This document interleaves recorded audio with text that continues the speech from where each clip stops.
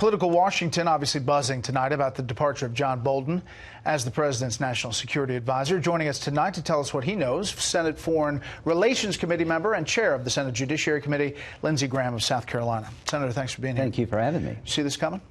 A bit. It's a personality policy difference that led to a change.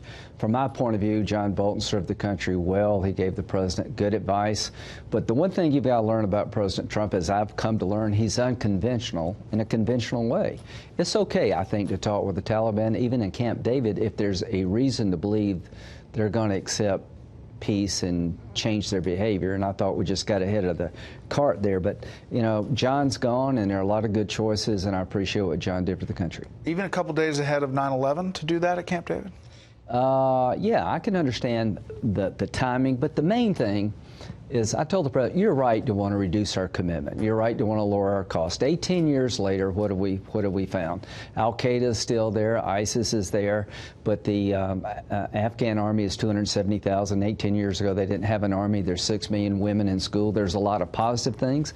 There's a lot of bad things, and we can't do in Afghanistan what we did in Iraq, ignore sound military advice and pull the plug on the place. But having said that, I'd like to end the war. And the only way you ever end the war is to get the two sides talking. So it's okay to talk with the Taliban. It'd be okay to come to Camp David. But what I thought was a mistake is, the big mistake was the Taliban really screwed up when it came to Trump. This was an insult to the president to kill that soldier while he's trying to end the war. I think they're going to regret this. I think the Taliban are going to really regret what they did. What do you say to allies who look at the turmoil inside the administration? There have been 60 individuals in the Trump administration have either resigned or been fired, some of them on the page here. What do you say to those allies who say, hey, listen, this is volatile, it's uncertain. We're looking now at the 4th national security advisor in 3 years plus? Well, here's what I'd say to allies, judge us by what we do. We reduced our presence in Syria, but we still have a commitment to northeastern Syria to protect the Kurds and make sure Iran doesn't take over. We got out of an Iran deal that I thought was a bad deal, and the president kept his word. He's trying to reduce our commitment in Afghanistan, and that makes sense to me. We're paying way too much money 18 years later, and we can reduce our forces and be safe here, but we just can't pull out of the place. I'd say to our allies, why don't you help him more? Was Iran a policy difference between the president and John Bolton? Because maybe the president wants to meet with President Rouhani, maybe even at the UN General Assembly? I think Bolton looked at Trump through the traditional foreign policy lens. I've abandoned that. You know, the conventional wisdom, you don't talk to bad guys, you elevate Kim Jong-un. I don't care if President Trump and Kim Jong-un go on vacation. If that's what it takes to give up the nuclear weapons, I'm okay with personal diplomacy that's unconventional. I'm okay with talking to the Iranians as long as we get a better deal. What would a better deal be? They can have nuclear power, but they can't enrich or reprocess uranium. That would be a better deal. So I'm not here to lecture the president. You beat me, you beat 16 other Republicans, you beat Hillary Clinton. Let's give your way a try, and I'm going to support him all I can. But looking at North Korea as an example, as a blueprint, yeah. What do you see out of those negotiations and those 2 summits? No worse than where I see better. You see better. No nuclear missile testing, no bombs being exploded, a personal relationship that may lead to something new and different. Everybody before Trump, how well did it work out? So to those who want to criticize the president, how well did you do in Iran? How well did you do in North Korea? You know, I'm a pretty hawkish guy. But after 18 years, it's okay to reevaluate our commitment in Afghanistan. It makes perfect sense to me. But I'm just urging the president, don't ignore sound military advice. You can reduce our presence in Afghanistan, but if you leave Afghanistan, Al-Qaeda and ISIS are coming after us. So did he fire him or did Bolton resign? I don't know, and I don't think it really matters. At the end of the day, I like John Bolton. He served honorably, and this president lost trust and faith in John Bolton.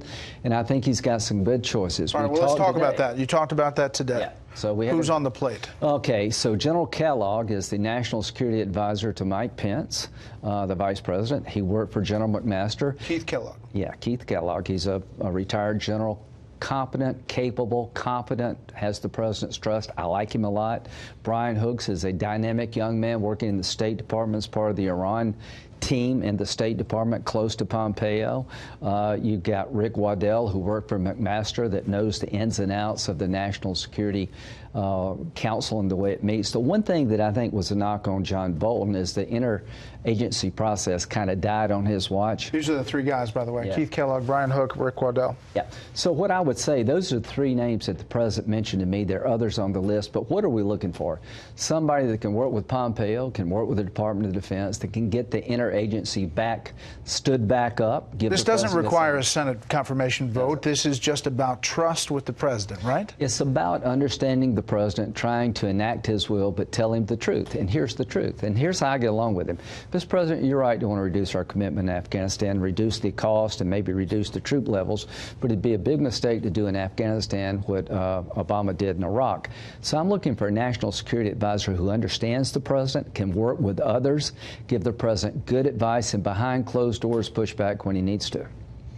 I want to ask you two more questions. One is there's an investigation now of Commerce Secretary Wilbur Ross. If he put his finger on the scale and NOAA scientists and the fallout of the Alabama ordeal we dealt with last week. Yeah. What's your thoughts of that? I could give a crap. Okay. That's for the record. Yeah, thank you.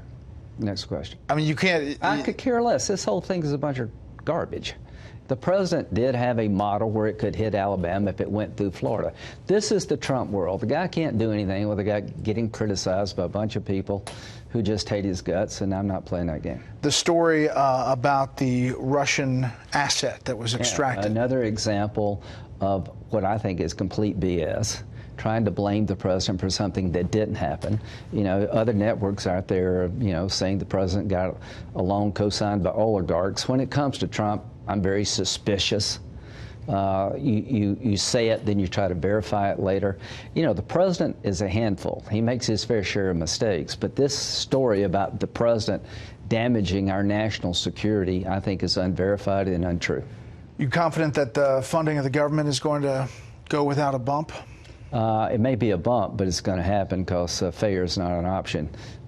Both parties need to convince the public we're not completely crazy up here and we can do our job. Last thing, anything get done before 2020 in earnest?